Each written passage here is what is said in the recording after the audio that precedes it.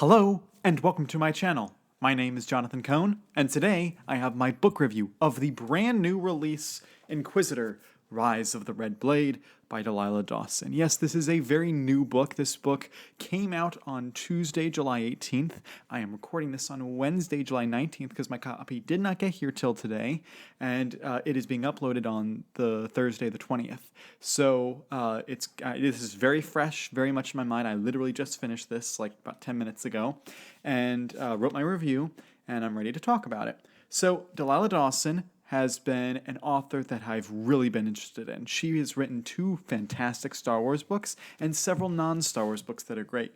Within Star Wars, she wrote Phasma and Black Spire, which I loved both. I think that both of these are highly underrated books in the canon.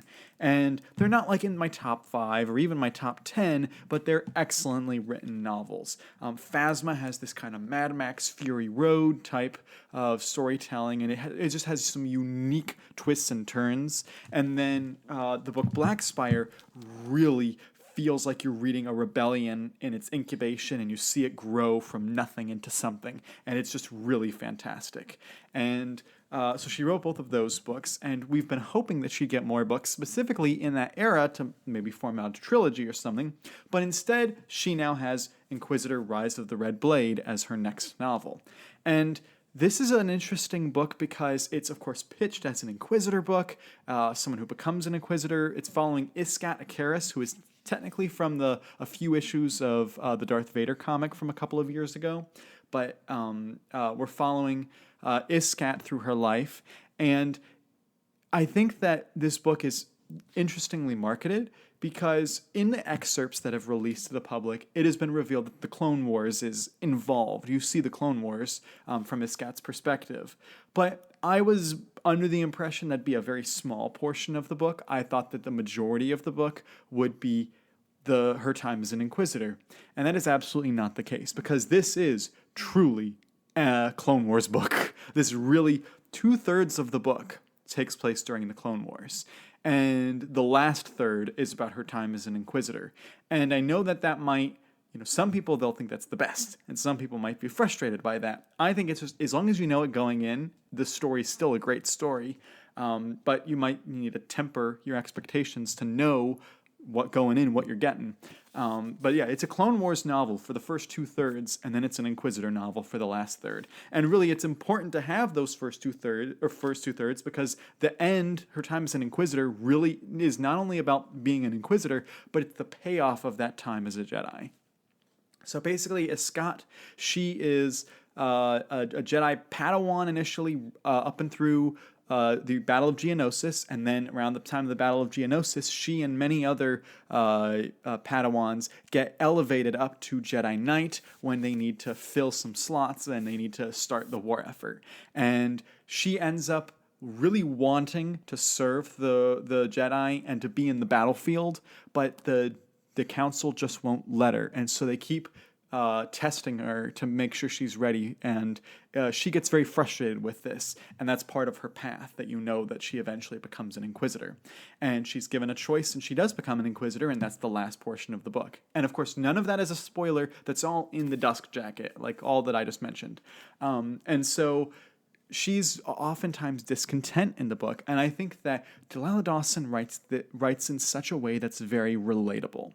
And when you listen to Delilah Dawson talk, and then when you read the way she talks in when she's writing like author's notes or things, she oftentimes puts an emphasis on writing strong female characters, and not just strong as in like powerful, but with deep emotions. But she writes them in such a way that I, as a guy, am very much interested in it. And there are other women who write Star Wars novels that don't always have that strong enough connection that I connect this well with a woman character in a book. And so I thought that Delilah just did a fantastic job of making me empathize with her character. I wished I was a Jedi so I could be there and tell her what a good job she was doing and that we believed in her. And I think that the fact that she doesn't get that affirmation is part of what leads to the dark side for her. There are also some great side characters. There is a Twi'lek named Tualan, who is also a Jedi Knight with her. He was delightful delightful. And he goes through some he's not just like delightful all the time. There's some times where he's going through some stuff, but I really enjoyed his character. There's also a character, I believe the pronunciation is Hessa, who was a Solonian. For those of you who know what that is, that was a very interesting character as well. And then there are some surprises in the book. This book has a ton of Easter eggs and references to other Star Wars projects, particularly canon projects, but there's also quite a few Legends projects that are referenced here. The one I'll point out is that there is a great natural infusion between this book and Brotherhood by Mike Chen. And in this book, you see a very, very brief scene from Brotherhood, but from a different character's perspective. And that was just really cleverly done. It is the perfect way to link two books without making it that you had to read both. If you've read both, you will absolutely understand the connection. But if you haven't, it's no big deal because that's a transition scene.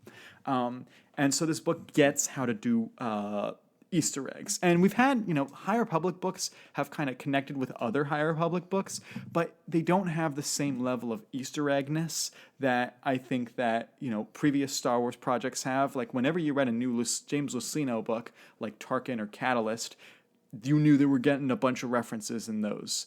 And lots of Easter eggs. This is kind of one of those projects. And it's still fairly short. It's the shortest book that Delilah Dawson has written so far, but it's still excellently done. I do have one it has major criticism. I do have one criticism of the book, and that is that I think that it needed 100 more pages focused on her time as an Inquisitor. I really felt like this should have been a 4-part story, and we got parts 1 and 2, which is the time with the Jedi, and then we got part 4, which is the end of her time as an Inquisitor. We didn't really get part 3, which is her time as part of the Inquisitorius. And if we had that another 100 pages, because this book had the space, it's only about 340 pages, so you could have tackled another 50 to 100 pages, and it would have felt balanced. Ironic in Star Wars balance. It would have felt balanced. Like the first half is set up for her being a Jedi and preparing for her fall, and then the second half is the fall and showing her as an Inquisitor. Instead, it feels a little uneven. It feels like they cut too early, and sometimes they say leave your audience wanting more, but they cut it in such a way that you're wanting more, but you're not going to get more because you're going right into the Charles Soule comics, and so because of that, it's unevenly written in that regard as pacing. It could have used another 100 pages. And if I'm saying, I want 100 more pages of this, that's a good sign compared to I want 100 less pages of this. So it's a good problem to have, but that is my one major criticism of the book. Delilah Dawson does get a bit dark here. In the beginning of the book, she even and in a tweet, I think it was, in a tweet she references Matthew Stover's Star Wars novels, and so you'll see why in specifically his Revenge of the Sith novel. There's so many parallels to Revenge of the Sith in this book, but it does get a little dark. But there were some authors like Stover and like a few other authors who focused, I think maybe Paul S. Kemp and maybe a few of the Old Republic guys like Drew Karpyshyn, who would focus so much on the dark side that it was depressing and it was a difficult read for someone who's not a huge dark side fan. As you can see, Inquisitors are in this book and Darkside's in this book, and it gets dark in some moments, but it's handled in such a way that it never goes too far for the reader to pull out. It never feels that, I never felt that dread that I would have with those books. I'd feel like it would get a chore because I'm like, I have to read this dark book. I didn't feel that here, which I think shows that Delilah Dawson has the right balance, at least for me. Maybe other people like it going full on dark, but this book felt more balanced in terms of tone, which I appreciated. There are some great Clone Wars connections, some great Rebels connections, and comics connections. If you are a reader, if you're an avid Star Wars reader of all types of media, you're going to enjoy this book, I think. And if you really want more on the Inquisitors, you'll enjoy this, but as I said, you don't get a ton of Inquisitor stuff. This is more if you want a Clone Wars story, that's what you're getting with this, about a Jedi Knight, a young Jedi Knight who is just kind of finding her way in the Order. And so that's what I feel about the book generally. I think it's very entertaining. I think it is excellently plotted, which I've always said. Besides her writing style, her ability, Delilah Dawson's ability to write plots is unparalleled in the canon. Very few authors can write plots this well, and so I really enjoyed that part of it. Her character work in this book is actually really quite well. I'd say this is her best character work of all the novels she's written for Star Wars.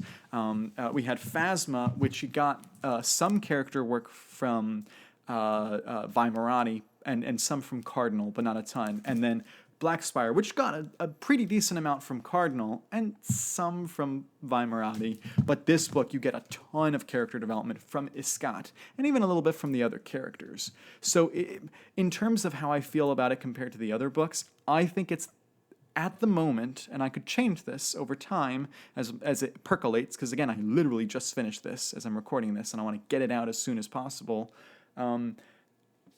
I think it's my favorite Delilah Dawson book, but only by a smidge. Only by a smidge. I really think that both Phasma and Black Spire are close number 2 and 3. I think that she just has a consistency of that 8 to 9 range for me out of 10. She just consistently bats there. Not just with Star Wars, with her other books as well.